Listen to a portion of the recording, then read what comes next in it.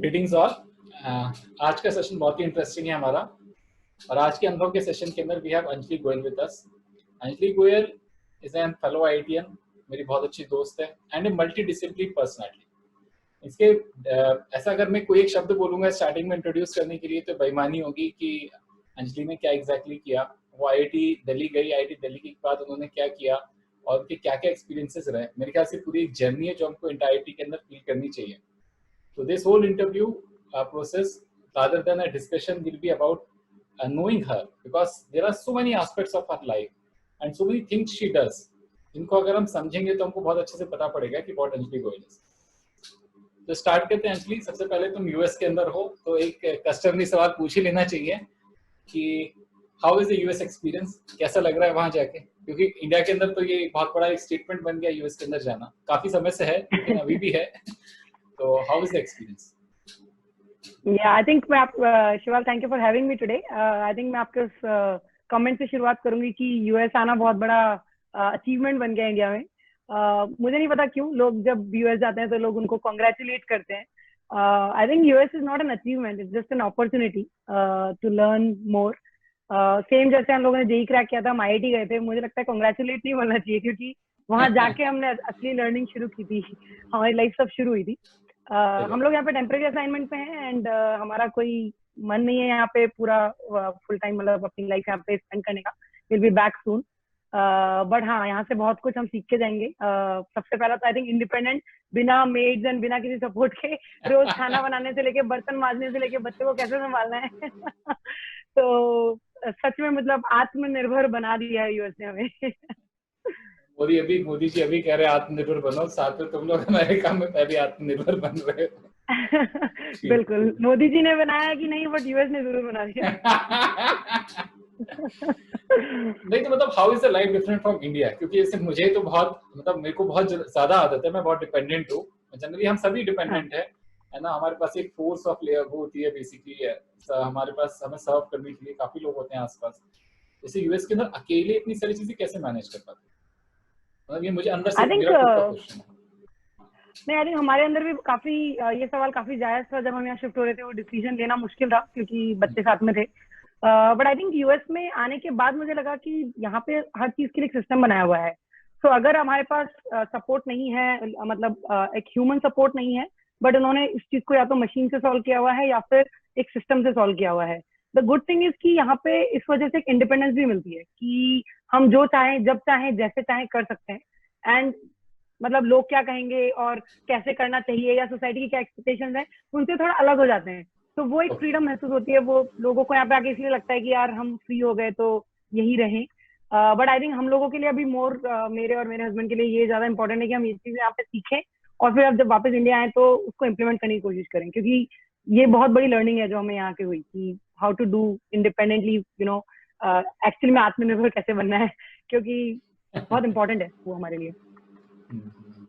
अच्छा, तो चलते हैं वहां से। यहाँ से की सारी स्टोरी शुरू होती है कि जब आईआईटी की प्रिपरेशन करने गए तो उसकी पूरी स्टोरी क्या है, मतलब बैकग्राउंड स्टोरी क्या है, कि हमेशा से एक अच्छे स्टूडेंट थे या फिर फिगर आउट कर रहे थे किस तरह के स्टूडेंट हैं, क्योंकि काफी लोग फिगर आउट करते हैं जाके वहां पे कि हम किस तरह के स्टूडेंट हैं आईआईटी की प्रिपरेशन के दौरान। कुछ लोग ऑलरेडी अच्छे स्टूडेंट्स होते हैं, तो तुम अपने को आपको किस कैटेगरी में रखोगे? बहुत अच्छे स्टूडेंट, एवरेज स्टूडेंट? ये तो मुश्किल सवाल है थोड़ा, क्योंकि आई थिंक अच्छे स्टूडेंट की डेफिनेशन अगर हम बोलें कि रैंक 1 आना, तो हाँ आई थिंक सेकंड क्लास से लेके इवन जेई में, इवन आईआईटी के अंदर I was rank 1 in my department. But अगर मैं आपको बैकग्राउंड बताऊंगी तो मैं बहुत ही टीयर 2 टीयर 3 टाउन्स में पढ़ी हूँ। मतलब मेरे पापा की पोस्टिंग एक बहुत ही एमपी के एक बहुत ही छोटे से गाँव काटाफोड़ में हुई थी, जहाँ पे हमने 3-4 साल गुजारे। आई डोंट थिंक किसी ने भी उसका नाम सुना होगा। एंड वहां पे फर्स्ट आना वाज वेरी, ये इंदौर से 3 घंटे का रास्ता है, करीब 100 किलोमीटर दूर एक छोटा सा गांव है, इंदौर डिस्ट्रिक्ट में ही आता है, कांटाफोड़। तो आई थिंक इसका ओरिजिनल नाम इसलिए मैंने पूछा। ओह हाँ, तुम भी भोपाल से हो, आई थिंक तुमने भी नाम नहीं सुना होगा। सोहागपुर से हो, तुमने मेरी जगह का नाम नहीं सुना होगा। सॉरी। हम दोनों सेम पेज पे हैं फिर। तो काटाफोड़ एक्चुअली उसका नाम कांतापुर हुआ करता था शायद, और अंग्रेजों ने उसको काटाफोड़ बना दिया। I don't know, that's the theory वहाँ पे लोग बताते हैं। But to give you this thing कि वहाँ पे ब्रेड नहीं मिलती है, तो it's such a small town जहाँ पे ब्रेड इंदौर से आती थी। मतलब वहाँ पे बहुत basic, life is very basic, which was a very humbling experience actually. मैं वहाँ पे शिफ्ट हुई थी जब मैं 4th क्लास में थी, एंड वहाँ पे मतलब जब हम गए तो वहाँ पे एक ही स्कूल है, वो RSS ड्रिवन स्कूल है, सरस्वती विद्या मंदिर, और हिंदी मीडियम स्कूल है। अच्छा। तो वहां पे हम गए तो हम थे शहर से आए हुए इंग्लिश मीडियम वाले बच्चे। तो अचानक से मतलब बहुत जल्दी फेमस हो गए कि अरे शहर से कोई बच्चे आए, इंग्लिश मीडियम से आए हैं। एंड हमें मतलब बहुत एक किक मिली और वहाँ पे सेटल होने में टाइम नहीं लगा। लेकिन बहुत जल्दी मुझे लगा कि हाँ वहाँ पे मतलब वहाँ पे फर्स्ट आने को अगर आप सक्सेस बोलते हो तो हाँ मतलब I was the top student obviously, क्योंकि पढ़ाई करने का मन था। बट मैं ये जरूर कहना चाहूंगी कि हाँ मतलब मुझे प्रॉब्लम सॉल्विंग अच्छी लगती थी, मैथ मुझे बहुत अच्छी लगती थी। एंड मेरा भैया मेरे से 2 साल बड़ा है, तो ज्यादातर उसकी डांट पड़ती थी पढ़ाई के लिए। बट जब उसकी डांट पड़ती थी तो मुझे लगता था कि अरे मुझे कोई क्यों नहीं डांट रहा है, मतलब मुझे भी पढ़ना है। एंड आई थिंक हमारी काफी ट्रेडिशनल फैमिली है, तो उस टाइम पे थोड़ा सा बायस भी था कि हाँ मतलब लड़कों को पढ़ना चाहिए, और ठीक है लड़की पढ़ भी लेगी तो अच्छी बात है, एनकरेजमेंट था। But it was not like कि तू नहीं पढ़ेगी तो भी कोई बात नहीं यार, मतलब घर पे चला ही लेगी। मुझे बंसल सर याद आ गए, एक्चुअली एक्चुअली ट्रिगर्ड तुमने मी। बात बोली ना तो बंसल सर हाँ याद आ गए। बंसल सर क्लास में अक्सर ये एग्जैक्टली, बात बोले। वो यही कहते थे कि गर्लफ्रेंड हो तो तुम कुछ तो कर ही लोगे। वो आई थिंक वो ये कहते थे राइट कि तेरे लिए तो कोई गधा कहीं पढ़ रहा है, तू की पढ़ चिंता रहा है करती है। तो की चिंता करती है। मुझे भी याद आ गया, आपने अच्छा दिलाया। तो आई थिंक वहां से मेरे अंदर एक और ज्यादा एक क्रेविंग थी कि यार नहीं मतलब मुझे इंटरेस्ट है पढ़ने में तो मुझे पढ़ना है। But I think 11th class तक मैंने IIT के बारे में नहीं सुना था। मैं क्योंकि हिंदी मीडियम में थी और राजस्थान बोर्ड में थी, मतलब पहले MP बोर्ड में फिर राजस्थान बोर्ड में, तो वहाँ पे IIT JEE और इन सब चीजों की कॉम्पिटिटिव एग्जाम की इतनी ज्यादा इंपॉर्टेंस नहीं है जितना कि 12th बोर्ड में मेरिट में आने की इंपॉर्टेंस है। इनफैक्ट तो मैंने भी अपनी फोकस 11th मैंने IIT की प्रिपरेशन, मतलब मेरी जो कहानी है वो ऐसी है कि हाँ मतलब था, एक नाम सुना हुआ था IIT है ना, ऐसा लगता भी था हम कभी प्रिपरेशन करेंगे। लेकिन मैं जब 11th के बाद पढ़ने गया भोपाल, तो मेरा टारगेट यही था कि स्टार्टिंग में मैं 2-3 महीने के लिए गर्मी छुट्टियों में गया था कि मेरे 12th में अच्छे मार्क्स थे। हाँ मैंने भी वहीं से शुरू किया था, क्योंकि हम कहते हैं लेकिन ऐसा कुछ होता नहीं मेरे ख्याल से। तो जैसे 11th में मुझे याद है कि मैंने 11th में 3 चैप्टर्स पढ़े थे फिजिक्स के अंदर, ऐसे 2-3 चैप्टर हाँ मैथमेटिक्स के अंदर, और वो भी एकदम बोर्ड्स लेवल पे। यहाँ से मतलब इतने हम्बली स्टार्ट करते हैं तो नहीं होता गाँव में, तुम सही कह रहे हो बात एकदम। तो फिर हाँ मतलब हाँ पहुंचे कैसे मतलब वहां तक नेक्स्ट हाँ। स्टेप? तो नेक्स्ट फिर ये हुआ कि आई वाज लकी कि जब मैं 10th के बाद 11th में गई तो पापा का कोटा ट्रांसफर हो गया। एंड ओह अच्छा। मतलब जहाँ पे मतलब IIT is like the next temple right. तो वहां जब गए मेरा भैया आए वहाँ पे, करियर पॉइंट में था पहले से, वहाँ पे वो प्रिपरेशन कर रहा था शायद AIT पढ़ी थी उस टाइम पे। तो वो कहता रहता था कि यार तेरे को पढ़ने का इतना शौक है तो तुझे करना चाहिए IIT JEE ये सब। बट वो सब ऐसे दूर के ढोल टाइप लगते थे कि नहीं यार मतलब अकेले तो मैं कोटा जाके रहूंगी नहीं, मम्मी पापा से दूर तो नहीं कर सकती मैं। एंड जब लेकिन पापा का ट्रांसफर ही कोटा में हो गया तो पापा ने बोला अच्छा ठीक है बंसल का एग्जाम दे के देख ले। तो 10th के बाद मैंने बंसल का एग्जाम दिया। एंड द प्रॉब्लम वाज कि मुझे इंग्लिश नहीं आती थी। तो मुझे यहाँ तक कि हॉरिजॉन्टल और वर्टिकल में डिफरेंस नहीं पता था। मुझे फिजिक्स आती थी, मुझे मैथ आती थी, बट मुझे इंग्लिश नहीं आती थी। तो जो बंसल का एग्जाम हुआ मुझे नहीं पता था कि वो हिंदी में भी होता है या नहीं, बट मैंने इंग्लिश में दिया था। एंड मैं पूरी तरह से कंफ्यूज थी कि प्रोजेक्टाइल मोशन तो आता है बट ये नहीं पता कि उसको ऊर्ध्वाधर को हॉरिजॉन्टल बोलते हैं या वर्टिकल बोलते हैं इंग्लिश में। तो जो एंगल है वो वर्टिकल से बोल रहे हो या, तो I was like totally gone and I obviously didn't get selected Bansal classes. तो सबने बोला जब बंसल में नहीं हुआ तो फिर IIT में तो क्या ही होगा। तो 11th was in that kind of उस इल्यूजन में निकल गया कि मुझे लगता था कि नहीं यार मैं कर सकती थी। It was the language barrier थे, लेकिन now I had to prove myself कि मुझे करना है। एंड देन पापा वाज लाइक कि यार मतलब he will invest money on my education right, coaching and everything. And drop लेने का तो खैर सवाल ही नहीं था। तो पापा ने कहा था तेरे पास सिर्फ 12th एक साल बचा है, तुझे इंग्लिश मीडियम में जंप मारना है, तुझे JEE करना है, तुझे बहुत कुछ करना है, तू कर पाएगी? तो मैंने बोला मुझे नहीं पता but give me a chance, give me 1 year. अगर नहीं कर पाई तो कोई बात नहीं, मतलब एनीवेज नहीं कर रहे थे राइट, एक साल पहले तो सुना भी नहीं रहा नाम। तो I had nothing to lose basically. तो वहां से फिर पापा के एक फ्रेंड थे, पापा के कलीग थे एक्चुअली, उनका मतलब उनके लेकिन ये एक तुमने जो बेटे थे। ऐसे मतलब बात में जो बात कह दी कितनी इंपॉर्टेंट बात है, मतलब लोग नहीं समझते इस बात को कि मतलब what is there to lose. मतलब सिंपल सी बात है कि हम लोग अपने आप को ही इतना ज्यादा बूस्ट कर देते हैं, हम ये कर देंगे, हम वो कर देंगे, हम फलाना कर देंगे, हम अपने खुद ऐसा पेडेस्टल बना देते हैं, प्लेटफॉर्म जनरेट कर देते हैं कि हम बहुत कुछ कर देंगे और उसी के प्रेशर में आ जाते हैं फिर कहीं ना कहीं कि अब हमें अपने आप को प्रूव करना है, अभी ये करना है, वो करना है, बट एक्चुअली के अंदर तो we are just trying to do something. हो गया तो अच्छी बात है, नहीं होता क्या जाता है। Exactly, and I think that came from I will call it humility, क्योंकि वो अब मिसिंग है बहुत ज्यादा। वो हमारी अपब्रिंगिंग से आई, मुझे ऐसा लगता है कि हमारे पेरेंट्स ने कभी भी गुड जॉब वेल डन नहीं बोला। सो उन्होंने मतलब मुझे याद नहीं है कि आजकल मेरे बेटे की स्कूल में मुझे सिखाया जाता है कि एज अ पेरेंट आपको उसको बहुत एनकरेजमेंट देना चाहिए, हर बात पे क्लैप एट, अगर वो रेस में लास्ट में आएगा तो ही इज अ विनर। हमने ठीक है मतलब तो हम फर्स्ट भी आते थे तो भी कोई शाबाशी नहीं मिलती। इसमें कहीं ना कहीं फॉल्स सेंस ऑफ एंटाइटलमेंट भी आता है, मतलब स्टूडेंट के अंदर फॉल्स सेंस ऑफ एंटाइटलमेंट नहीं आना चाहिए कि नहीं ठीक है, मतलब मैंने 10 साल मेहनत करी है तो मैं सक्सेसफुल हूँ, ये फॉल्स सेंस ऑफ एंटाइटलमेंट है। तुम सक्सेसफुल तब होगे जब उसकी तुम काबिल हो जाओगे, तो एंड वो काबिलियत एफर्ट से ही आती है। अगर तुमने वो स्ट्रगल नहीं किया, वो एफर्ट नहीं मारे, तो आपको खुद को भी मतलब सक्सेसफुल होके कोई मजा नहीं आएगा अगर आपने खुद ने वो एफर्ट नहीं मारा तो।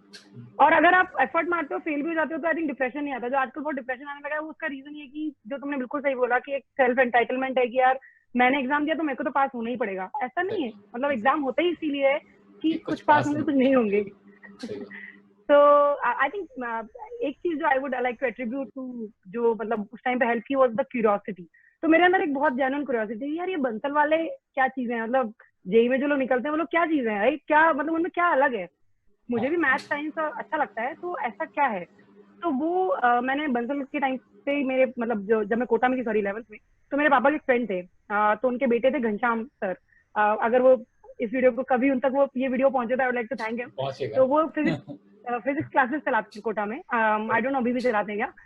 उन्होंने मुझे, तो पापा ने बोला कि इसको इंटरेस्ट है, जरा तुम या तो इसको ब्रेन वॉश कर दो कि जेई ना करे और या फिर इसको समझाओ कि आगे क्या करना है। तो उनके पास में गई और उन्होंने कहा ठीक है तुम मेरे साथ क्लास में बैठा करो, देखो कैरियर पॉइंट से बच्चे आते हैं, यहाँ पे रेजोनेंस से बच्चे आते हैं, बंदल से बच्चे आते हैं। मैं सबसे पीछे जाके बैठती थी और वो बच्चे एकदम फिजिक्स के क्वेश्चन जो लेके आते थे वो डीपी सॉल्व करने के लिए, तो मैं और पीछे होती जाती थी, मतलब मेरी बेंच जो वो एक पीछे करती जाती थी मैं अपनी क्लास में। कि मैं तो जनरली कोचिंग्स में बच्चों को कोटा के ना माहौल बनाने में बहुत मजा आता है, ऐसे जा रहे रास्ते में सवाल डिस्कस कर रहे हैं, ऐसे बातें कर रहे हैं बड़ी बड़ी, और वो उसमें माहौल सा बना देते थे लोग, ऐसा नहीं कि हम पढ़ तो हम रहे बाकी तुम कुछ नहीं कर रहे हो। वो अपनी आईआईटी की भाषा में मतलब साइक करने में मजा आता है। बहुत साइक। तो आई थिंक वही होता था। लेकिन हाँ मतलब जब मैं वहां होती थी मुझे डर लगता था, बट जैसे मैं वहां से बाहर आती थी मेरे अंदर एक और एनर्जी आती थी कि यार ऐसा भी कुछ अलग नहीं है कि मतलब नहीं कर सकते, क्वेश्चन पूछूंगी तो मैं आंसर मिलेंगे। एंड ये चीज मैंने जब फिर फाइनली मेरा 12th में मैंने बंसल का एंट्रेंस दिया, I got into Bansal. So I'd like to share one story if you allow me. Classes. तो मतलब वो that actually वो इसलिए मैं शेयर करना चाहूंगी क्योंकि वो स्टोरी मेरे साथ अभी भी है, which is about curiosity, right? तो मेरे अंदर आई थिंक मेरे को आईआईटी जाने की इतनी इच्छा नहीं थी जितना मुझे जेई को लेके क्यूरियोसिटी थी कि यार ऐसा क्या एग्जाम है कि मतलब क्रैक नहीं कर सकते, मतलब ऐसा क्या है इसमें, राइट? तो वो क्यूरियोसिटी थी कि ऐसे कौन से कॉन्सेप्ट्स हैं जो मैं पढ़ नहीं सकती या समझ नहीं सकती। सो I don't know if you remember, तुम बंसल में थे, right? You remember SPS sir who used to teach us math? SPS, I forgot his full name, but SPS was his name. Thank you, yeah. So वो class में आए एक दिन, आके उन्होंने बोला कि आज हम पढ़ेंगे कॉम्प्लेक्स नंबर्स, और उन्होंने बोर्ड पे लिखा iota and omega, iota square is equal to -1। देखती रही क्या बोल रहे हैं, क्योंकि राजस्थान बोर्ड में complex number is introduce in class 12, 11th में नहीं आता था, एंड 12th में भी बाद में आता था, मतलब हाफ ईयरली के बाद वो कहीं इंट्रोड्यूस होगा। तो मैंने कभी नाम नहीं सुना था, तो मैंने कहा सर आयोटा क्या होता है मतलब?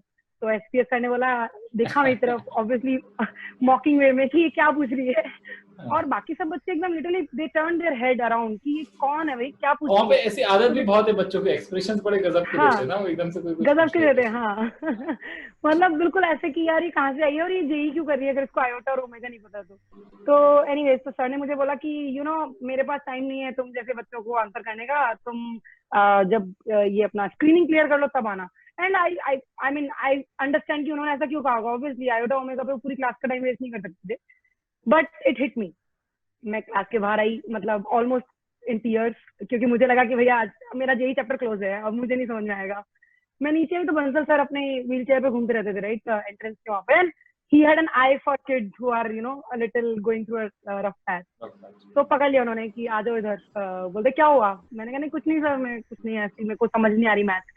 तो बोलते हुआ क्या? मैंने कहा सर मैंने ऐसे पूछा कि आयोटा क्या था, ओमेगा क्या है। तो वो हंसे, फिर बोलते हैं तो एक काम कर, तू कल से ना B4 बैच में मेरे साथ बैठना, मैं पढ़ाऊंगा तुझे आयोटा ओमेगा। मुझे लगा अच्छा ये तो अपग्रेड है, मतलब बंसल सर के साथ पढ़ना तो अपग्रेड है। बट मैं गई वहां पे तो, लेकिन बंसल सर मतलब अच्छे से आपको कभी भी ऊपर नहीं चढ़ने देते, राइट, तो रखते थे तुम्हें नीचे एकदम। तो उन्होंने क्वेश्चन पूछा कि आज हमारे क्लास में एक लड़की मौजूद है जिसको आयोटा और ओमेगा दिया था। मैंने बोला गए काम से। बट फिर उन्होंने बोला अच्छा ठीक है, उन्होंने नाम नहीं बताया थैंकफुली। उन्होंने बोला अच्छा किस किस को आयोटा ओमेगा नहीं पता, हाथ खड़ा करो। तो मुझे लगा ठीक है, जब इतनी बेइज्जती हो ही गई है तो मैंने अपना हाथ खड़ा कर दिया फिर से।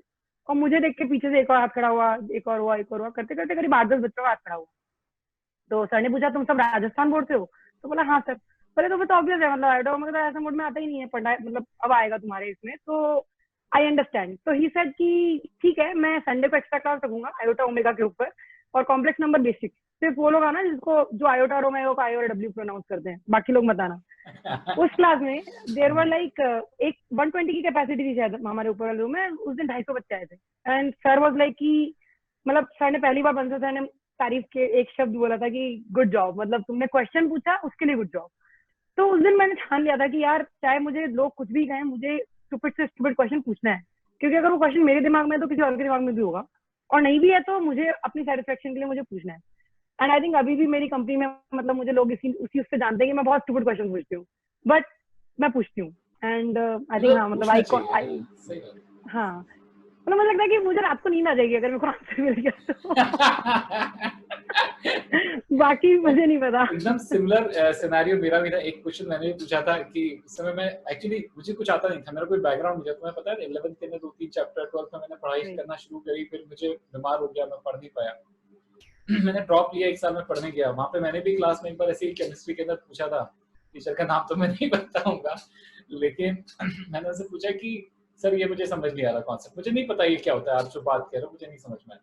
और एक्चुअली बंसल में क्या था कि माहौल ऐसा था ना कि लोगों को लगता था अगर हम सवाल पूछ लेंगे तो हम छोटे हो गए। अब मेरा सिलेक्शन नहीं हुआ क्योंकि मैंने सवाल पूछ लिया, और काफी लोगों को काफी कुछ नहीं आता था वहां पे। जब ये मुझे बाद में समझ में आता था कि इसको भी नहीं आता, इसको भी नहीं आता। क्लास के बाहर में 10 लोगों से पूछ रहा हूँ, किसी को नहीं आता, और क्लास के अंदर कोई नहीं पूछेगा कि किसको क्या नहीं आता। तो मैंने पूछा तो मुझे भी उन्होंने बोल दिया था तुम्हारा तो IIT-JEE में सिलेक्शन नहीं है। बट मतलब लेकिन मुझे बहुत कॉन्फिडेंस था। मैं देखता हूँ तो हंसता हूँ अपने आप को। मैंने उनको क्लास में बोला नहीं सर मेरा हो जाएगा, आप चिंता मत करो।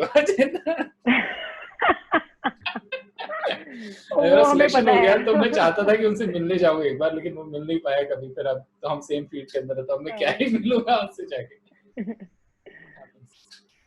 तो फिर IIT के अंदर ये पूरी जर्नी चली। फिर IIT के अंदर टेक्सटाइल डिपार्टमेंट के अंदर तुमने एडमिशन लिया IIT दिल्ली के अंदर। वहाँ माहौल क्या था, IIT के क्या एक्सपीरियंसेस रहे, क्या किन मेमोरीज को तुम चेरिश करते हो? आई थिंक IIT की तो IIT के अंदर भी काफी कुछ है बताने। हाँ मतलब I think it's a Pandora box. अगर अभी हमारा 1-2 घंटे भी छोटे पड़ जाएंगे, and you know it right, some of the experiences you are also part of. I think जो हमारे व्यूअर्स उनको नहीं पता कि हम दोनों डिबेटिंग क्लब में एक साथ थे, राइट, तो we share a lot of experiences through those club. But other than that I think textile, so again मतलब फॉर मी IIT में जाना वाज अ गुड थिंग। बाकी टेक्सटाइल और ये सब तो मुझे था कि IIT दिल्ली जाना है। तो मेरे पापा ने बहुत ही मतलब मेरे लिए लाइफ चॉइसेस बहुत आसान कर रखी थी पापा ने। जब वो हमारा उसका आया था स्क्रीनिंग, वो जो क्या बोलते हैं उसको, सिलेक्शन के टाइम पे वो आता है ना एक paper, counselling, exactly right, counselling की प्रोसेस। हाँ काउंसलिंग की पोजीशन आया था। पापा ने बोला खड़गपुर तो बेटा नहीं जाना, पता नहीं कहाँ पे गुवाहाटी तो कैसे जाओगे तुम, ट्रेन भी नहीं जाती है डायरेक्ट, तो हटा दो। चेन्नई तो कहाँ जाओगे, साउथ इंडिया में तो तुम्हें खाने पीने की भी दिक्कत आएगी। तो करके पापा ने बहुत ही आसान कर दिया कि अच्छा बच्चा दिल्ली बॉम्बे में जो मिल जाए ले लो। तो दिल्ली बॉम्बे में मेरी रैंक पे कुछ मिलने वाला था नहीं, तो आई वाज लकी कि आई कुड टेक्सटाइल। बट हाँ वहां जाके मुझे एक चीज जो सबसे पहली चीज हिट की वो ये थी कि जितना मतलब IIT में सिलेक्शन से लेके IIT जाने के बीच में जितना मुझे वाहवाही लोग करते रहे, अप्रिशिएट करते, कॉल्स आते, कांग्रेचुलेट करते, थी भी क्योंकि तुमने एक साल के अंदर 11th के बाद सिर्फ एक साल की प्रिपरेशन के अंदर IIT निकालना है। यहाँ स्टूडेंट 2 साल में मैनेज नहीं कर पाते है ना, मतलब उन्हें प्रॉब्लम जाती है। मेरे स्टूडेंट्स से उनको लगता है टाइम कम है, टाइम कम है, एक साल में निकालना बहुत बड़ी बात है, तो वो डिजर्व भी करती है। तो आईआईटी में जाने के बाद नो आई थिंक आईआईटी में जो भी लोग हमारा जिसका भी सिलेक्शन होता है राइट, तो हम काफी वही मैं तुमसे बोलना चाहती हूँ यूएस से रिलेट करके राइट, कि it's not, people should not congratulate you, you are just starting a new journey and you have turns to learn, right? So anyways, but उस time पे obviously it's important for people who are preparing for JEE. तो वहां जाने के बाद क्या हुआ कि जैसे पहले दिन तुम्हें तो पता है सीनियर्स जो है वो पहले दिन तुम्हें बता देते हैं कि तुम कोई टॉप नहीं हो, तुम्हारी कोई औकात नहीं है। एंड सीनियर्स बता देते हैं, और अगले हफ्ते वो PhD 100 का कोर्स होता है, इसमें फ्री से प्रोफेसर्स जो होते हैं आईआईटी में तुम्हारी रैंकिंग ले रहे होते हैं, तुम आ कैसे कहते हो ये नहीं आता, तुम ये नहीं आता, एक तार जोड़ना होता है वो जो बच्चा कुछ है वो फिर माँ 111 में निकलता है। सही बात। तो आई थिंक हाँ मतलब आई थिंक आईआईटी में वो उन्होंने इकोसिस्टम बना रखा है कि सबसे पहले बच्चे को डाउन लेके आना, ताकि वहां से मुझे लगता है वहां पे वो ह्यूमिलिएट करते हैं ताकि तुम्हारे अंदर ह्यूमिलिटी आए to learn. It's what I understood. And मतलब मुझे लगता है 3 इडियट्स बहुत दूर नहीं है रियलिटी से। मतलब जो प्रोफेसर ह्यूमिलिएट करते हैं उसका मैं तो एटलीस्ट अपनी पॉजिटिव साइड पे ये दिखती थी कि वो लोग शायद इसलिए करते हैं ताकि तुम सीखो, not professor seniors everybody. And सभी से आती है ह्यूमिलिटी वाली बात तो इतनी ज्यादा ट्रू है। मतलब मुझे आईटी में जब मैं गया तो मैं अलग समझता था अपने आप को, एक अलग सेल्फ इमेज मैंने बिल्ड कर रखी थी। जब मैं अंदर गया तो मैंने जाके देखा कि नहीं, मुझसे बहुत इंटेलिजेंट हूँ, मुझसे बहुत खराब रैंक के अंदर आईटी में आए हुए, तुम टेंशन मत लो। एग्जैक्टली नहीं आई थिंक हाँ मतलब it was like you know melting pot of all the, सब लोग अपनी क्लास में फर्स्ट आए हुए थे यार। मतलब ऐसा कोई नहीं था जो कोई एकेडमिकली पुअर हो। तो तुम्हारी जो एकेडमिक परफॉर्मेंस है वो तो साइड में रखनी पड़ेगी राइट, क्योंकि सभी लोग वहाँ पे सेम कॉम्पिटिशन है। बट द प्रॉब्लम वाज कि I had never done any sports in my life, no extracurricular activities. मतलब lack of opportunity I would say, क्योंकि हम लोगों को काफी ट्रांसफर होता था पापा का, तो कभी किसी चीज से स्टिक नहीं किया। तो मुझे लगता था कि आईआईटी में जाके ना सीनियर्स ने kind of forced me into all the extra curricular.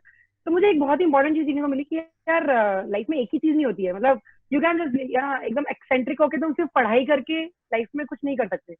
And ये चीज मुझे ऑल थ्रू दोज एक्टिविटीज जो सीनियर्स करवाते थे उस टाइम पे थोड़ा अनोइंग भी लगता था कभी कभी कि यार कल एग्जाम है और तुम आज बैठ के मुझे बोलो पोस्टर बनाओ, ये करो, फालतू के काम करो।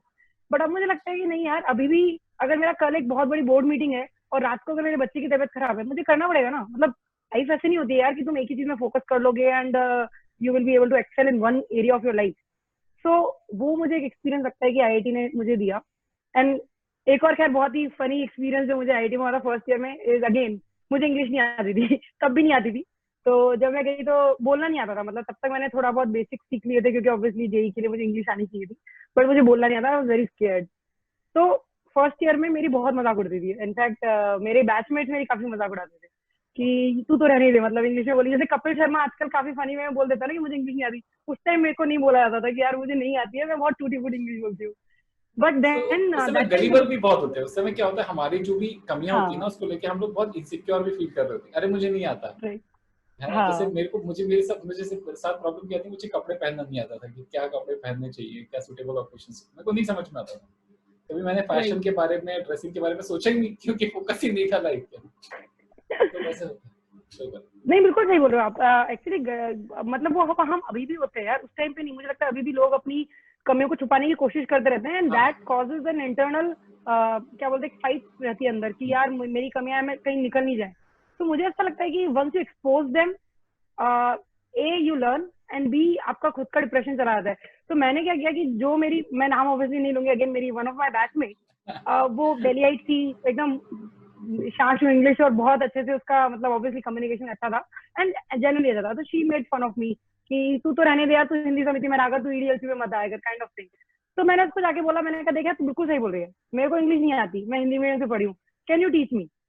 And that was a courageous thing I did and that turn the table around. क्योंकि ए उसने मेरा मजाक उड़ाना बंद कर दिया, now the responsibility on her to teach me and be I am learning from the best, right? So I think now मतलब she became a good friend of mine and I learned a lot from her. And मुझे लगा कि वो चीज मैं अभी भी कई बार करती हूँ कि मुझे लगता है कि जो क्रिटिक्स होते हैं राइट, या जो मेरा मजाक उड़ाते हैं ना, मतलब मैं उन्हीं को बोलती हूँ कि यार ठीक है, मतलब I accept, I disarm myself कि यार मुझे नहीं आता, अब आप बताओ क्या करना है। तो actually very good, actually very good. मैं बोल रहा हूँ कि मैं अनुभव सेशन से जितना मुझे लग रहा था मैं लोगों को बताऊंगा, उससे ज्यादा मैं लर्न कर रहा हूँ आपस के अंदर पीयर इंटरेक्शन से। एक हमारा वो होता है फॉरेन एक्सचेंज प्रोग्राम होता है, उसमें भी तुम गई थी। है ना? नहीं, एक्सचेंज प्रोग्राम में मैं नहीं गई थी, मैं चेक रिपब्लिक गई थी इंटर्नशिप के लिए, जो यूनिवर्सिटी की तरफ वो इंटर्नशिप एक्सचेंज प्रोग्राम था काइंड ऑफ, यस, तो उसमें मैं चेक रिपब्लिक गई थी। हाँ, उसमें मेरे को एक अच्छा किस्सा याद आया कि एक बार इंटरव्यू ले रहे थे प्रोफेसर को और किसी स्टूडेंट ने लिख रखा था टॉपर इन द क्लास ऐसे करके, तो उसने बोला ये क्यों लिख रखा है, ये तो सब होते हैं आईआईटी के अंदर। पुरानी बात से लिंक करते हैं इसके लिए। अब वहाँ हाँ, का एक्सपीरियंस कैसा रहा था, मतलब एकदम आप देखो तो वहाँ से निकली और मध्य प्रदेश से बोल सकते हैं, मध्य प्रदेश से निकली, कोटा से निकली, जो भी कोटा से बोल हाँ, रहे हैं, कोटा से निकली काटा फोड़ से नीचे शुरू करके, हाँ। काटापॉर से शुरू करके कोटा, कोटा से दिल्ली, और दिल्ली से तुम चेक रिपब्लिक पहुंच गए, वहाँ पे क्या सीखा? मतलब तुम पूरा कुछ छोड़ोगे नहीं ना? नहीं चलते थे, इसको बस 2 पार्ट में हाँ, स्प्लिट कर लेंगे ज्यादा होगा तो इस इंटरव्यू को। नहीं नहीं, good good.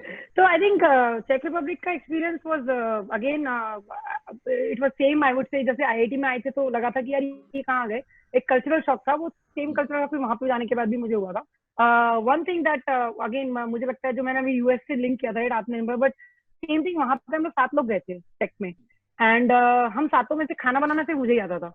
And the problem was कि जो लोग नॉनवेज खाते थे उनको भी वहां का खाना मतलब ऑब्वियसली नहीं खा पाते, क्योंकि रॉ मीट और वो नॉनवेज सब कोई नहीं जो खा सकता जितना वहाँ पे वो लोग खाते हैं। यूरोपियन वाला नॉनवेज वो लोग भी नहीं खा सकते, नहीं खा राइट? तो वहां पे क्या हुआ कि मतलब मैं जब जेई जाने से पहले, राइट, आईआईटी जाने से पहले मम्मी मुझे हमेशा कहती, राइट, कि बीइंग अ गर्ल एक होता है कि यार खाना बनाना आना चाहिए, बट मेरी मम्मी ने मुझे कभी ये नहीं कहा। मेरी मम्मी ने मुझे एक बात बोली कि देख, तू पढ़ लेगी, कर लेगी, तो तू कहीं जॉब करने जाएगी, बड़ी जगह जाएगी, वहां मैं तेरे साथ नहीं होंगी, और तुझे घर के खाने की याद आएगी तो तू क्या करेगी, तू खाना बनाना तो सीख ही ले।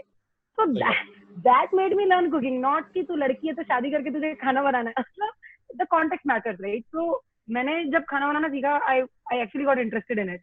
एंड वहाँ चेक में, because I was the only one who used to cook, बाकी के लोग बर्तन मांजते थे, हमारा रूम साफ करते थे, you know, the peripheral thing, and I used to feel proud कि खाना बनाने में क्या है, खाना तो मैं बना दूंगी। तो एक्चुअली बट दैट अगेन, हाँ, ये खाना बनाने वाली स्टोरी शायद मैंने पहले भी सुनी थी, तेरी तुम्हारे मुंह से सुनी थी, और ये स्टोरी सुनने के बाद पता है मुझे रियलाइज हुआ था कि मुझे भी खाना बनाना आना चाहिए, क्योंकि मैं भी ऐसी सिचुएशन में फंस सकता हूँ कभी। तब तक मुझे नहीं लगता था, आई तब एग्री, तक मैं टोटली इतना एग्री। वैल्यू नहीं करता था, लेकिन जब मैं चेक रिपब्लिक में गई थी, किसी को खाना नहीं बनाना था, मुझे खाना बनाना आता था। मुझे ये तो बहुत जेन्युइन बात है, मैं भी फंस सकता हूँ ऐसा, मुझे भी खाना बनाना आता है। जनरली आई मीन अभी भी मुझे लगता है यार, अभी लॉकडाउन में हम लोग सब फंसे हुए हैं, मतलब अगर तुम्हें अब तो खाना सही बनाना आता है, you can cook anything and do. So again वही आत्मनिर्भर वाली जो बात है, वो मुझे लगता है कि वहाँ पे और सही। वैलिडेट हुई थी कि यार लाइफ में मतलब सिर्फ पढ़ाई इज नॉट इम्पोर्टेंट, मतलब तुम्हें और चीजें भी आनी चाहिए। अगेन वहाँ पे पहली बार वो एक्सपोजर हुआ था कि जो टेक्नोलॉजी, कठोर टेक्नोलॉजी थी जो वहाँ पे लोग काम कर रहे थे, राइट, हमारा जो प्रोफेसर था उसके साथ जो इंडिया में गैप होता है ना कि यार मतलब टीचर्स आर गॉड, एंड वो जो शाये हुए होते हैं क्वेश्चन पूछने के, उसका कारण ये भी होता है कि अथॉरिटी से डर लगता है, राइट? वहां पे टीचर्स आर वेरी फ्रेंडली। तो जो हमारा प्रोफेसर था, ही वाज लाइक कि यार you should you should do this, and हम उनको चैलेंज कर पाते थे, एंड जो प्रोफेसर थे वो हमें मतलब काउंटर चैलेंज कर पाते थे, तो बहुत ही डायलॉग होता था, अच्छा था। वो चीज मुझे अच्छी लगी। तो वो जब 4th ईयर में हम बीटीपी कर रहे थे तो मुझे काफी हेल्प किया, क्योंकि मतलब वही वो सेम प्रोजेक्ट हम लोग बीटीपी में कर रहे थे, and the confidence I got from this professor actually transpired into many things we did in our BTP. तो हाँ, मतलब ये सारे एक्सपीरियंस मिला के मतलब आईआईटी की जर्नी तो मतलब it's like never ending, we can discuss on and on and on, या ऑन एंड ऑन एंड सही बात। क्योंकि अभी हाँ, तो हमने पिठार में कल्चरल का पिटारा नहीं खुला, वहाँ पे डिबेटिंग था, ड्राम्स था, हाँ, यस, काफी बातें थी, राइट। वो एक कंप्लीटली डिफरेंट स्टोरी। ठीक है, फिर आईआईटी के बाद प्लेसमेंट में क्या सीखते, क्योंकि मेरे ख्याल से लोग कॉलेज तो प्लेसमेंट के लिए जाते हैं, मेरे पीछे सॉरी ट्रेन जा रही है। तो आईआईटी के अंदर तो लोग, मैंने देखा है कि स्टूडेंट सबसे पहले जाने के पहले उनके मन में सवाल होता है जब पास आउट होंगे तो पैसे कितने मिलेंगे।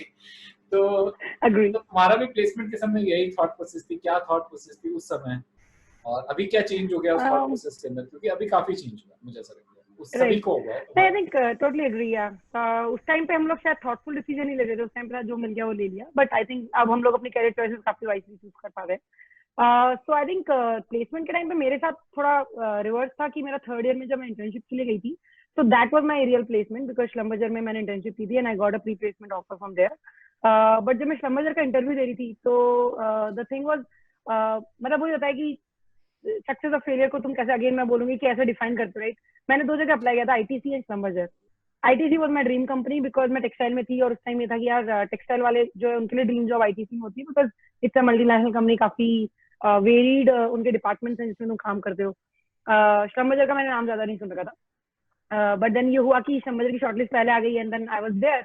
एंड देन आई स्टार्टेड उसी दिन मतलब जिस दिन शॉर्टलिस्ट आई थिंक उसी दिन उनका शाम को एक टॉक थी एंड रात भर इंटरव्यू चले थे।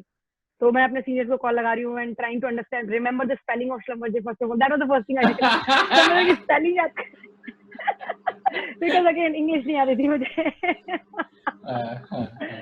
तो एनीवेज देन इंटरव्यू में द गुड थिंग वाज मुझे इंटरव्यू में उन्होंने एक ही क्वेश्चन पूछा कि मतलब आई थिंक उनका बेसिस वही था कि they shortlist based on extracurricular activities, right. तो उन्होंने पहला क्वेश्चन पूछा तुम कितने घंटे जग सकते हो एक और एट अ स्ट्रेच। तो उस टाइम ना थोड़ी सी दिन पहले रॉन्डेवू की मैं तैयारी करी थी। रॉन्डेवू में मैंने स्ट्रीट प्ले में पार्टिसिपेट किया था। स्ट्रीट प्ले में क्या हुआ था कि सुबह तक हम लोग प्रैक्टिस करते थे 6 बजे तक एंड स्ट्रेट वहां से लेक्चर लगाए थे मैंने, कई बार ऐसा किया था। तो बेसिकली पूरा एक दिन एक रात अगले दिन तक अपने लेक्चर चलते थे, राइट। दिन में लंच करके फिर जो भी ट्यूटोरियल्स वगैरह लगा के शाम को 4 बजे सोने को मिलता था। तो आई जस्ट टोल्ड देम कि हाँ मतलब ऐसे मैंने तो नाइट आउट तो बहुत मारे हुए हैं एंड मतलब उस टाइम पे लगा नहीं था कि वो इम्पोर्टेंट है। But then but I think वो उनकी जॉब रिक्वायरमेंट थी बिकॉज श्लम्बर में भी काफी नाइट आउट की जरूरत पड़ती थी क्योंकि जो टूल्स थे वो they used to run for 36 hours and you have to be really vigilant for 36 hours. You cannot really hand over in between without losing the efficiency. तो उस टाइम पे उन्होंने मुझसे एक भी क्वेश्चन नहीं पूछा कि तुम्हारी डिपार्टमेंट रैंक क्या है, तुम्हारी जीपीए क्या है, तुम्हारी एकेडमिक्स क्या है। एंड जब मैं इंटरव्यू से बाहर आई तो मुझे लगा यार जितनी स्ट्रेंथ में लेके गई थी ना अंदर वो उन्होंने एक भी नहीं पूछी। तो मेरा तो नहीं होने वाला। और जो चीजें मुझे लगती है जो मेरे को पापा कहते थे टाइम वेस्ट करते हो तुम लोग, रात रात भर स्ट्रीट प्ले की प्रैक्टिस करते हो, वो सब उन्होंने मुझसे पूछा। बट दैट ऑलरेडी तुम्हारे सीवी में लिखा होगा तुम्हारी रैंक अच्छी है तो फिर वो क्यों पूछेंगे? जब डिपार्टमेंट रैंक बना तो फिर क्या पूछेंगे? हाँ तो मतलब तुम देखो शिवाल, तो हम अपने अचीवमेंट्स हमको कितना हाईलाइट करते हैं, राइट। रेज्यूमे में भी लिखा हुआ है, एक्सपेक्ट करते हैं कि इंटरव्यू में भी हमसे वही पूछेंगे और रिहर्स करके जाते हैं कि यार अचीवमेंट बताएंगे। बट देखा जाए तो they are not the only achievements you have, right. There are other aspects required. Point of view है, मतलब बेसिकली अचीवमेंट भी पॉइंट ऑफ व्यू है मेरे ख्याल से, राइट। हाँ आप तेज दौड़ सकते हो तो आप कितना तेज दौड़ सकते हो? आप चीते से तेज थोड़ी ना दौड़ पाओगे। आप exactly. हाथी से ज्यादा थोड़ी ना उठा पाओगे। तो मतलब obviously there is and there is some ego around it. There is always some ego. हाँ ईगो अराउंड इट। एंड मतलब उस अचीवमेंट की वैल्यू क्या है? हाँ मैं बोला ना, until unless there is a sense of enjoyment and joy inside it, there is no point. मुझे लगता है कि मैंने मैथमेटिक्स में सिर्फ इसलिए अच्छा किया आईआईटी जेईई के अंदर भी और बाद में भी, मतलब मेरा करियर तो मैथ्स से जुड़ा हुआ है कहीं ना कहीं, क्योंकि मुझे मैथ्स अच्छी लगती है। आज भी अगर कोई मुझे रात के 12 बजे कोई सवाल देगा ना तो मुझे ऐसा नहीं लगता कि मुझसे नहीं हुआ, अरे बाप रे मैं टीचर हूँ मुझसे नहीं हुआ अब क्या होगा, ऐसे नहीं तो लगता है यार बहुत बढ़िया सवाल है। स्टूडेंट्स कई बार काउंटर भी लिख जाते हैं, सर ऐसा कर देंगे तो क्या होगा। मेरे को अच्छा लगता है उनसे डिस्कशन में, कभी कई बार प्रूव भी कर देती कि मैंने गलत किया उन्होंने ठीक किया, मुझे वो भी अच्छा लगता है क्योंकि वो भी अच्छा लगता है। सेंस ऑफ जॉय है, मतलब ऐसा कुछ नहीं है कि मतलब उसने कर दिया मैं नहीं कर पाया तो क्या है। करेक्ट या I think I totally agree. And वो क्यूरियोसिटी की मैं बात कर रही थी कि जब वो क्यूरियोसिटी होती है ना यार हो क्यों नहीं रहा है, मतलब एक sense of solving a problem is more important than कि मुझे अल्टीमेटली आईआईटी में जाना है। That is like a very far fetched goal. हाँ तो वो चीज हम लोग लेकिन समझ नहीं पाते यार लाइफ में। रियल लाइफ में भी हमें लगता रहता है ना यार कि मुझे आज एक गूगल में जॉब मिल जाए, मुझे माइक्रोसॉफ्ट, अरे गूगल में जॉब के लिए जो स्टेप्स हैं वो भी कितने एंजॉयबल हो सकते हैं, राइट। वो चीज हम भूल जाते हैं शायद ऑन द प्रोसेस। वो नहीं समझ में आता ना, जैसे एक दिन क्या होगा, जैसे कि लोग सोचते हैं कि मैं ऑयल इंजीनियर, मतलब कोई ऑयल फील्ड पे जाके इंजीनियर बन जाऊं कुछ कर लूं, लेकिन उसका एक दिन कैसा दिखाई देता है मेरे ख्याल से वो नहीं सोचता कोई। तो मतलब मैं उस दिन को जी सकता हूं नहीं जी सकता। जैसे मेरे लिए सॉफ्टवेयर इंजीनियर बनना, मेरे पास ऑफर था ऑप्शन, में गुवाहाटी में जाके कंप्यूटर साइंस ले सकता था, लेकिन मेरे लिए पता सबसे ट्रबलसम हुई था कि मैं कट लैपटॉप के सामने बैठ के मेरे को हाउ मैं कनेक्ट नहीं कर पाता। और शायद हम निशानी के इंटरव्यू ले रहे थे तो वो बोले थे कि it is not a natural process, you all grow into it. तो मेरे को लगा कि maybe I made wrong choice, maybe I made the right choice, I don't know. But actually तुमने बहुत इंटरेस्टिंग पॉइंट बोला। मैं अभी एक बुक पढ़ रही हूँ सेपियंस, बहुत फेमस हो रही है आजकल। उसमें उसने यही बोला है कि जो कंप्यूटर साइंस के बारे में उसने बोला है कि पहले हमने लैंग्वेज बनाई थी एंड उस लैंग्वेज को समझने के लिए हमने कंप्यूटर बनाए थे, बट आज हम लोग कंप्यूटर को समझने के लिए उसकी लैंग्वेज को सीख रहे हैं। तो it's quite reverse against our natural instinct. मेरे ख्याल से तुम फर्स्ट थी, अपने डिस्कशन में आ गए थे, अब तुम फर्स्ट थी जो हमारे बैच के अंदर शायद इसकी शादी हुई I guess. I think so. लेकिन मैं जितने लोगों को जानता था उसमें तुम्हारी सबसे पहले शादी हुई थी। तो इतनी जल्दी शादी करना अर्ली इनटू द करियर, और उसके बाद मेरे ख्याल से you also have 2 kids also, तो इतनी सारी चीजें इतनी जल्दी खत्म करना, फैमिली का क्या रोल रहा है इस पूरी प्रोसेस के अंदर, और करियर और फैमिली को कैसे बैलेंस कर पाएंगे, क्योंकि ये भी एक बहुत इंपॉर्टेंट चीज है। आई थिंक तुमने बहुत ही सही सवाल पूछा, क्योंकि बहुत सारे लोगों के मन में मेरे मतलब मैं खुद भी अभी उसको रिजॉल्व ही करती रहती हूँ पूरा टाइम। ये क्वेश्चन हमेशा रहता है, right? It's an ever growing learning process. One of the reason is I think हमारी जनरेशन में बहुत कम रोल मॉडल्स हैं, मतलब इन द सेंस जैसे मेरी mom is not a working mom, और मैंने अपनी फैमिली में जो वर्किंग मॉम्स देखी उनको काफी स्ट्रगल करते हुए देखा है कि एक चीज स्ट्रगल हो रही होती है, या तो करियर या बच्चे, राइट? तो मतलब मुझे हमेशा लगता रहता है यार कि मैं कैसे करूंगी, या तो हमेशा यू आर राइट कि मेरी शादी में सब बैचलर्स आए थे, तुम भी आए थे, राइट? तो everybody was a bachelor when they came to marriage, so that was a hint for me कि अंजलि तू बहुत जल्दी कर रही है। टू लेट दो, too late. But I think मेरी फैमिली का जो रोल है, आई थिंक वो मैं बहुत ही अच्छे एग्जाम्पल से बताती हूँ। बहुत ही फनी स्टोरी है।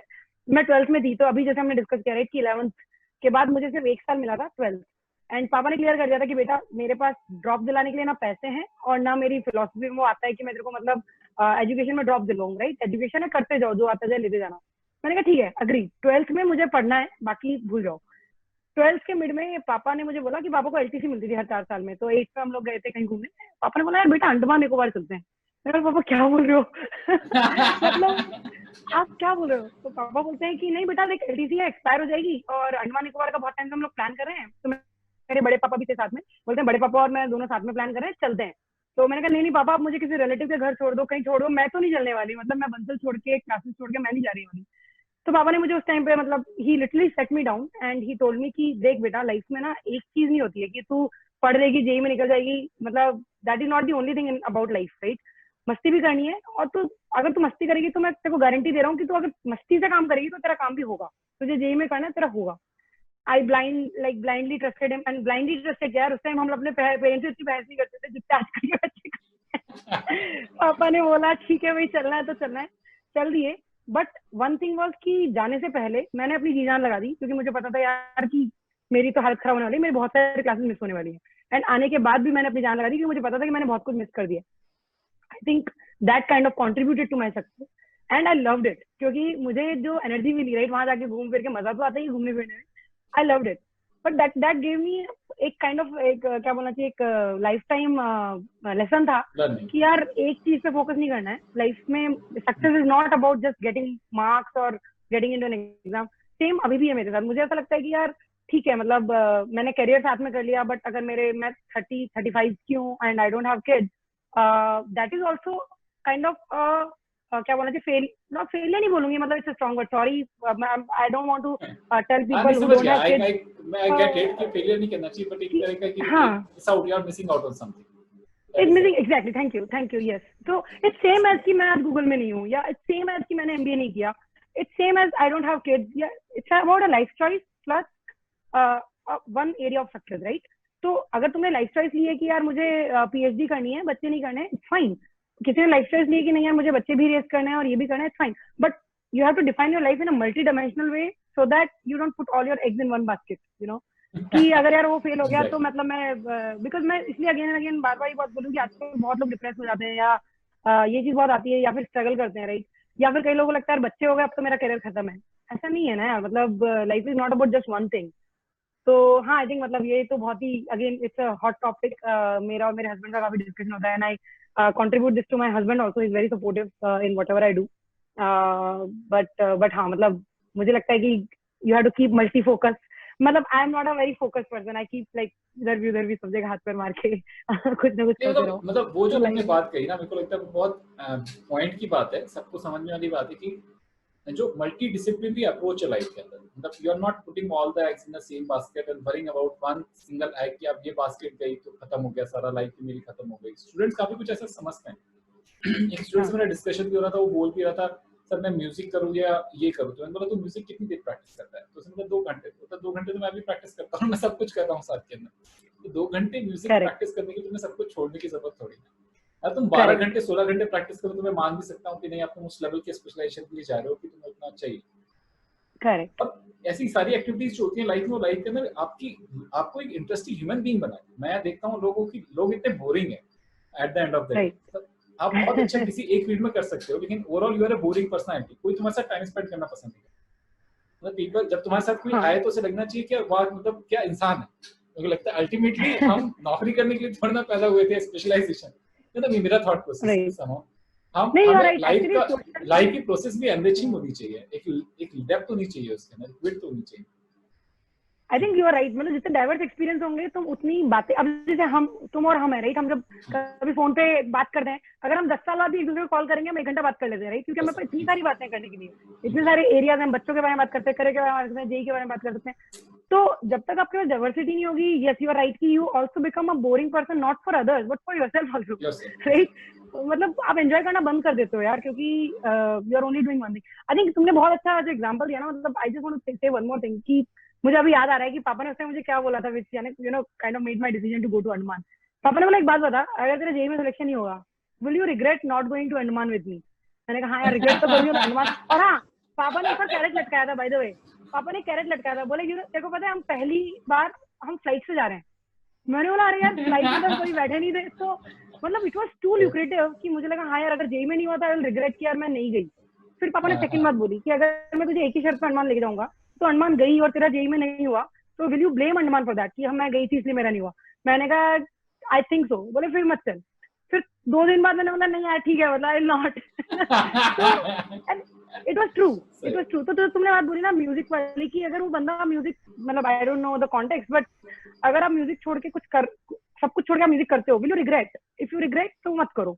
लेकिन यार अगर आपको लगता है कि नहीं ठीक है यार, मतलब एक चीज को इतना आपके लिए इतनी इंपॉर्टेंट भी नहीं है कि यार वही आपकी जिंदगी है। इम्पोर्टेंट मतलब मुझे लगता है कि इंसान को लाइफ थोड़ी सी ना ऑनेस्टली जीनी चाहिए। जिसको आपको जितना फील होता है ना, जितना लव फील होता है जिस चीज के लिए, आप उतना उस चीज को टाइम और डिवोशन दे सकते हो। आप जबरदस्ती का मत दो कि अब मैं म्यूजिशियन हूँ तो मैं करूंगा 15 घंटे। आप 15 घंटे कर सकते हो तो आप म्यूजिशियन बन जाओ, कोई प्रॉब्लम नहीं है। आई गेस ये ज्यादा नेचुरल प्रोग्रेशन है life. Anyhow the progression towards life, तो तुम्हारी लाइफ के अंदर आगे इतने सारे जो स्टार्टअप्स का सीन चला, सेकंड ट्राई बनाया था, सेकंड ट्राई के बाद फिर तुम दूसरे स्टार्टअप के अंदर गए, तो क्या जर्नी रही है startup culture? I think again same चीज मैं बोलूंगी कि I keep hopping on from one thing to other out of curiosity and also I think मुझे शायद fear of failure खत्म हो गया after going all through this experiences, right? कि मतलब मैंने कभी अपने आप को वो नहीं सोचा कि यार मेरे को सक्सेसफुल होना ही है। तो स्टार्टअप में सेम था, I didn't have anything to lose. मतलब स्टार्टअप में तुम्हें कुछ नहीं आता, राइट? जब तुम स्टार्ट करते हो एक आइडिया होता है, नाम भी स्टार्टअप है। हाँ एग्जैक्टली। तो आई थिंक स्टार्टअप में भी वही है यार कि पहले ही मुझे स्टैटिस्टिक्स दिखा दिए गए थे कि यार 0.02% स्टार्टअप सक्सेसफुल होते हैं। वो सब चीजें, you have enough people around you to show you all those things, right? कि फेलियर की probabilities, I think I am lucky now that I look at it कि मेरे अराउंड काफी लोग हैं मतलब जो मुझे हमेशा बताते रहते हैं कि यार चढ़ना मत, मतलब फेल हो सकते हो, राइट? तो stay grounded. It annoys you sometimes because कई बार लगता है कि यार ये लोग कभी तारीफ क्यों नहीं कर सकते? But at the same time हमारे इंडियन कल्चर में मुझे ये बात बहुत अच्छी लगती है कि वो लोग आपको हमेशा ह्यूमिलिएट नहीं बोलूंगी, ह्यूमिलिटी रखते हैं। हाँ मतलब that gives you courage to fail, which मैं यूएस में बोलूंगी मिसिंग है। मुझे कई बार लगता है जब मैं देखती हूँ यहाँ पे बच्चों को, they are not courageous to fail। उनको ऐसा लगता है कि they are set out for success। मैं मेरे खुद के बेटे में बोलूंगी, वो 8 साल का है, मतलब वो रिस्क लेता ही नहीं है। मतलब वो मैं बोलते साइकिल चला नहीं यार गिर जाऊंगा, तो क्या हो गया यार? मतलब तो ये जो नेचुरल इंस्टिंक्ट हमारे अंदर है कि यार गिरना फेल होना is okay, it's not there in this generation and I don't know how to imbibe that, I am trying, I don't know how to. But startup का भी मेरा वही था कि parenting is completely different and a very difficult thing to do. जो तुम parent नहीं, तुम फैंसी आइडियाज होते हैं, लेकिन आप पेरेंट बन जाते हो, you unlearn and relearn everything.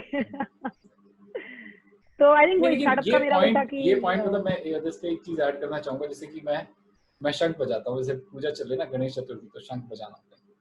तो पहले मैं क्या करता था, शंख बजाने के पहले बहुत सोचता था, अब ऐसे फूंक मारूं, इसमें यहाँ से एक छेद है, यहाँ से हवा निकल जाएगी, फिर इसके अंदर यहाँ पर एक कैसे, मतलब मैं बहुत कैलकुलेट करता था, मैं बहुत दिमाग लगाता था उसके अंदर। एंड नाउ मतलब because I have been into proper learning into guru shishya parampara from my guruji for almost 8 years, 7-8 years हो गए मुझे सीखते हुए। And now I am also, मैं फ्लूट सीख रहा था, अब मैं गाना भी सीख रहा हूँ थोड़ा। तो मतलब मेरे को ये बात समझ में है ना कि हम इतना सोचते करने के बाद, इतना ज्यादा एक्सपेक्टेशन अपने आप से, जबकि आपको कुछ नहीं करना होता। अगर आपको शंख बजाना है तो आपको दिमाग शांत करना है, आपको सोचना है शंख बजाना और फूंक मारनी, बस इतना ही करना है। करेक्ट, ठीक है ना? बिल्कुल। आई थिंक तुमने बिल्कुल सही बोला। मतलब अगर गोल पे फोकस करते हैं ना तो एक्चुअली हम लोग वो लिव इन द मोमेंट तो छोड़ ही देते हैं।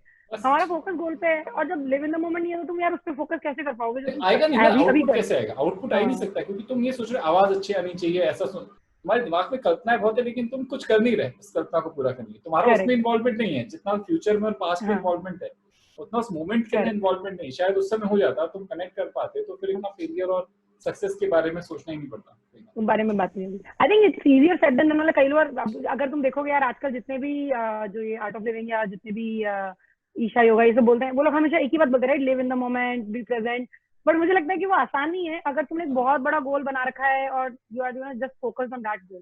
अगर हम जो तुमने अभी बोली बिल्कुल सही बात बोली कि अगर तुम मल्टी डिसिप्लिनरी हो और तुम जो कर रहे हो उसको एंजॉय कर रहे हो ना, तो ही तुम लिव इन द मोमेंट कर सकते हो यार, मतलब अदरवाइज इट्स इम्पॉसिबल।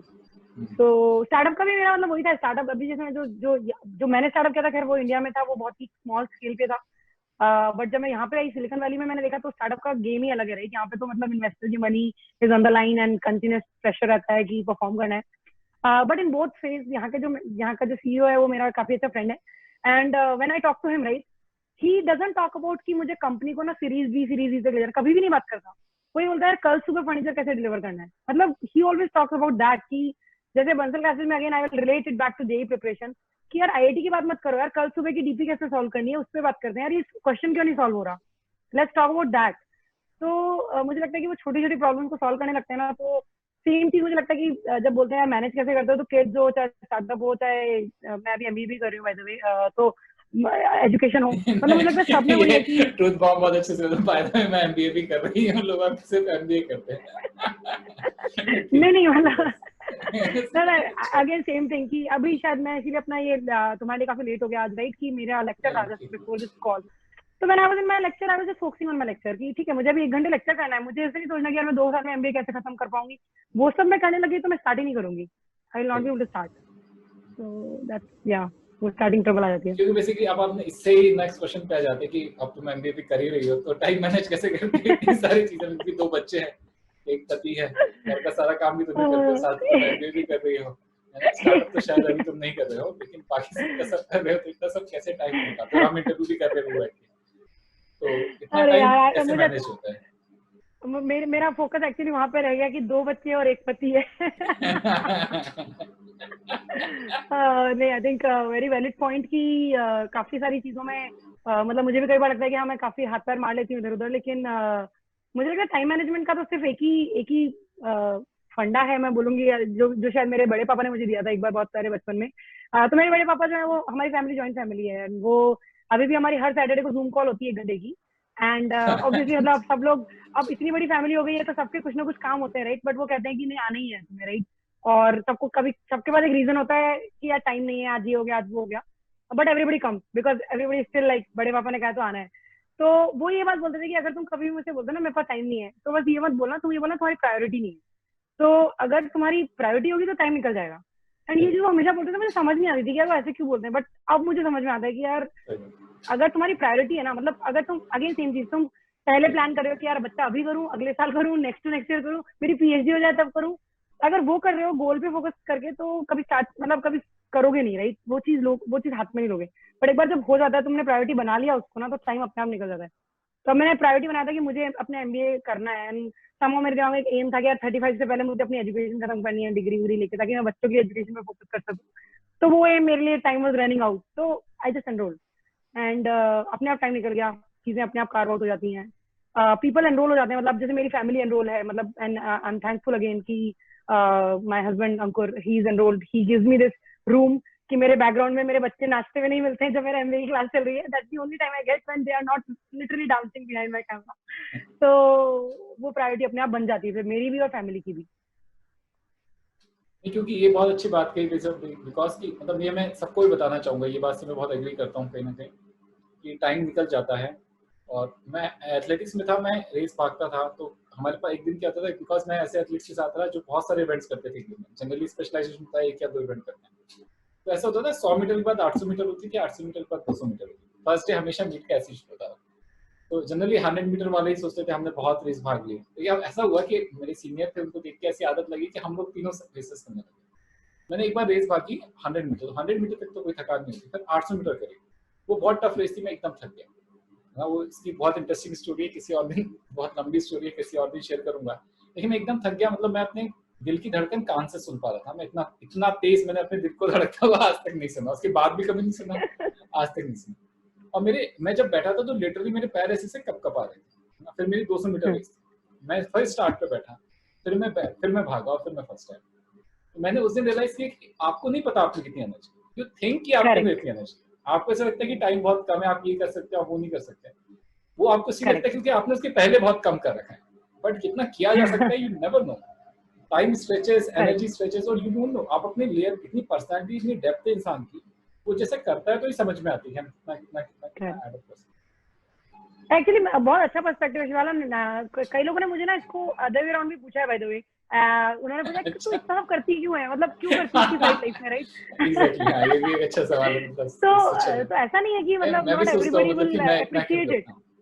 हाँ, not everybody will appreciate it, even मैं और क्या बोलूं, मतलब मेरे को अंकुर पूछते हैं मेरे हस्बैंड कि यार तुझे इतना सब करने की क्या जरूरत है, अभी जैसे स्टेज में एमबीए करने की क्या जरूरत है, तुमने स्टार्टअप कर लिया, सब कुछ कर लिया, तो क्यों करना है? तो मुझे ऐसा लगता है कि यार जो तुमने बात बोली ना कि जब तुमने पहले कभी किया नहीं है तो तुम्हें नहीं पता कि what potential you have unless you push yourself. तो अगर तुम बाउंड्री को पुश नहीं करोगे तुम्हें पता ही नहीं कि तुम्हारा पोटेंशियल क्या है। तो मुझे हमेशा लगता है कि वही अगेन वो चैलेंज और वो क्यूरियोसिटी जब मिसिंग होने लगती है ना लाइफ में, तो मैं एक अगली चीज पकड़ लेती हूँ कि नहीं यार चैलेंज करना है, बिकॉज कंफर्ट जोन, मुझे लगता है comfort zone is a killer. मतलब वो आते ही फिर इंसान अपनी कैपेबिलिटीज को, और वो डाउनवर्ड स्पाइरल है, मतलब unfortunately you can't stay at one place, either you will go upward spiral or downward spiral. मेरे को So लगता to है कि avoid ये that I think मतलब ये सबसे बड़ा टेक अवे आज पूरे डिस्कशन का, कि वो जो हम सोचते हैं ना कि बस ठीक है हो गया, मेरे को ऐसा लगता है कि एक इंसान का पास्ट है, एक प्रेजेंट है और एक फ्यूचर में कुछ एक सामने देखने के लिए होना चाहिए कि हम कहाँ जा रहे हैं, किस डायरेक्शन में अपने आप को लाइफ को स्टीयर करेंगे।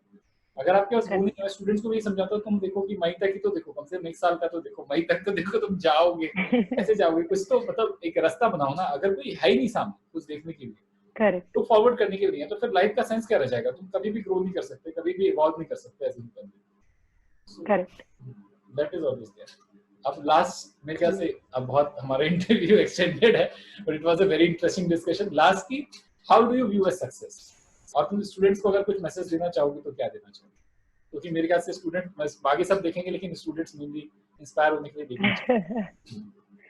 I think success is very subjective, so I think I'll not be able to do justice to define it my way, but for me I think how I see success is कि everyday जो आपकी जो day to day problem आती है ना आपके दिमाग में, वो solve करने की curiosity अगर आपके अंदर है and you are able to solve it and then in the process you are enjoying it, that's success.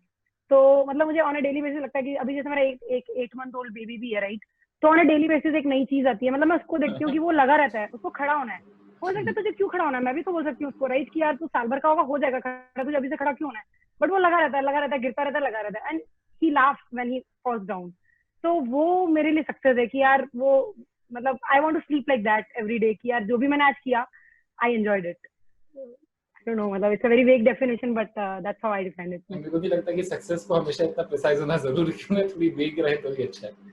सब चीजों को बहुत प्रिसाइज बनाने में लगे हुए हैं आजकल। मतलब मुझे लगता है कि weakness is such a power, weakness is such a power. इतने ज्यादा हम प्रिसाइज हो जाते हैं कि अगर हम फर्स्ट डे हम ये डिफाइन करना चाहते हैं हम बिजनेस में क्या करेंगे, फर्स्ट डे हम जाके ग्राउंड पे एम डिसाइड करते हैं कि हम स्पोर्ट्स में क्या अचीव करेंगे, है ना। डिबेट शुरू होने के पहले हम कंक्लूड करना चाहते हैं कि उसका एंड क्या होगा। मुझे लगता है इतनी जल्दबाजी किसकी, अगर हम प्रोसेस को एंजॉय नहीं कर रहे बेसिकली, तो कोई पॉइंट भी नहीं है हम करने के, क्योंकि at the end of the day क्या अचीव कर लेंगे, right. Life is too long anyways, मतलब एग्जैक्टली, मतलब ऐसा क्या कर लोगे? जैसे कि अगर आप तेज दौड़ोगे, उसेन बोल्ट भी है, तो ऐसा थोड़ी ना कि चीते से ज्यादा तेज दौड़ सकता है, या वर्ल्ड का बेस्ट लिफ्टर हाथी से ज्यादा वजन उठा सकता है। मतलब success is always whatever you think you have achieved is always relative, right, and enjoyment, I mean if you are enjoying the process. Columbus को ऐसे कहते हैं डिस्कवर्ड इंडिया, अमेरिका, सॉरी जो भी है तो अमेरिका डिस्कवर करने के बाद, तो अमेरिका तो पहले से था और यूनिवर्स भी पहले से था, तो ऐसे तो अचीवमेंट को define it is very good definition actually कि vagueness is power। हाँ ऐड करने के लिए स्टूडेंट्स के लिए कुछ finally I think I enjoyed this discussion, even I learned myself quite a bit, so students के लिए तो मैं यही बोलूंगी कि I think जो हमने इसी डिस्कशन को समराइज करना चाहूंगी कि keep your life multi discipline या multi faceted, yeah, because not just for JEE, I mean I don't know who all are listening to this, but not just for JEE, but after going into IIT also you need to participate in lot of activities, do lot of things so that you remember। अभी मुझे अपने सारे events याद हैं कि मैंने Hindi committee में कौन सी डिबेट तुम्हारे अगेंस्ट जीती थी सही बात। बट मुझे मेरी ग्रेड्स याद नहीं है, राइट। मुझे सारे वो फन मोमेंट्स याद हैं जो मेरी मतलब मेरी अभी लाइफ में अभी आईआईटी के बाद हुए, राइट। मेरा बच्चा कब हुआ, मेरी शादी कब हुई, उसके उसकी डिटेल्स मुझे याद है, बट मुझे ये याद नहीं यार मैं स्टार्टअप में कितना रेवेन्यू जनरेट किया था, आज याद नहीं है, राइट। तो अगर तुम देखोगे तो लाइफ में वही होता है कि तुम्हें लगता है कि हाँ यार ये चीज बहुत इंपॉर्टेंट है, बट तुम एक बार सोच के देखना कि 10 साल पहले की तुम्हें क्या बात याद है, एंड तुम्हें रियलाइज होगा कि यार क्या एक्चुअली इंपॉर्टेंट था। ठीक है, ठीक है। It was a very very informative and I guess very interesting discussion. लोग देखेंगे तो वो अच्छा लगेगा कहीं ना कहीं, and they will enjoy and try to take a lot of things from this discussion. Thank you Anjali, thank you for coming and thank you for giving so much time out of your such a busy schedule. Thank you, Shival. You are the priority for sure. Thank you. All right.